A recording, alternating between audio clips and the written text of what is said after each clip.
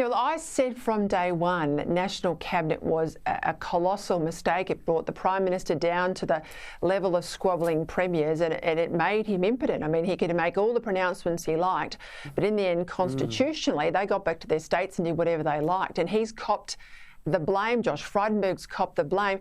But in New South Wales, in this post-mortem, you've got the Treasurer, Matt Keane, and also his Senate mate, Andrew Bragg, both key moderates, saying we've got to go to the left, we've got to be more Labor light, Chris Smith, but that's what's got them into this mess.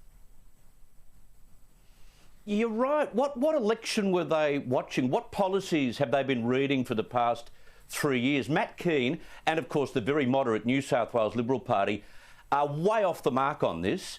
And the truth of the matter is the Morrison government did nothing but head to the centre. On so many issues, they headed to the centre. And, you know, the true Conservatives felt ripped off. That is the truth. That's exactly what's happened. And, you know, the more I speak to those in the teal areas who voted for the first time for this, these teal candidates, the more feedback I get on three basic facts. The fact that they hated, they fell out of love with Scott Morrison 18 months ago.